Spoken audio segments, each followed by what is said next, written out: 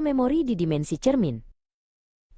Elara dan Vesper menemukan sebuah retakan aneh di ruang angkasa yang berkilauan seperti permukaan air. Elara, yang selalu haus akan petualangan, mengulurkan tangannya untuk menyentuh cahaya tersebut.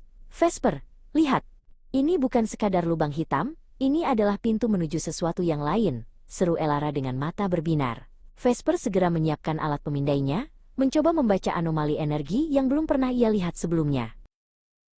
Saat mereka melangkah masuk, dunia di sekitar mereka menghilang, digantikan oleh ruang tanpa batas yang dipenuhi oleh jutaan kristal melayang.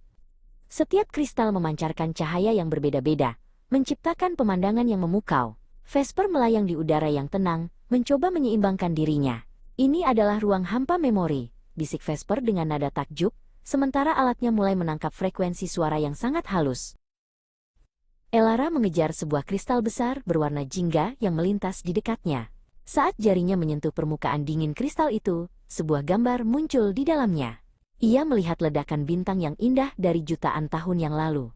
Vesper, kristal-kristal ini bukan sekadar batu. Mereka adalah rekaman sejarah alam semesta yang terlupakan, teriak Elara sambil tertawa gembira. Mereka berdua kini berdiri di depan sebuah dinding kaca raksasa yang membentang tanpa ujung. Dinding itu bertindak sebagai cermin raksasa, namun pantulan yang mereka lihat bukanlah diri mereka yang sekarang.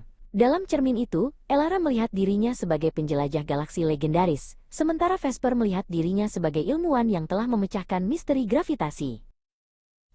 Vesper menyadari bahwa dimensi ini mencoba menunjukkan potensi masa depan mereka melalui memori-memori yang belum terjadi. Ia menyentuh permukaan cermin, dan tiba-tiba data-data kuno tentang penciptaan galaksi mengalir masuk ke dalam perangkatnya. Jika kita bisa membawa data ini kembali, kita bisa menyelamatkan planet-planet yang sedang sekarat di sistem kita, kata Vesper dengan penuh tekad. Namun, ketenangan itu tidak bertahan lama. Elara melihat bayangan hitam mulai merayap di antara kristal-kristal memori. Vesper, lihat ke bawah. Dimensi ini mulai retak, seru Elara. Kristal-kristal di sekitar mereka mulai bergetar dan mengeluarkan suara berdenging yang memekakkan telinga. Ruang hampa yang tadinya tenang kini mulai bergejolak hebat. Sebuah kristal hitam besar bernama KL Prism muncul di hadapan mereka, menyerap cahaya dari kristal-kristal kecil lainnya. Elara dan Vesper menyadari bahwa tanpa keseimbangan, memori-memori ini akan tertelan kegelapan selamanya. Kita harus menyatukan energi kita untuk menstabilkan inti dimensi ini. Vesper berteriak di tengah kebisingan. Vesper membuka panel energi pada sabuknya dan menghubungkannya dengan sensor genggamnya. Ia harus menghitung frekuensi yang tepat untuk memecah resonansi gelap dari KL Prism. Keringat menetes di pelipisnya saat ia menekan tombol-tombol dengan kecepatan tinggi. Sedikit lagi Elara, tahan sebentar lagi, serunya.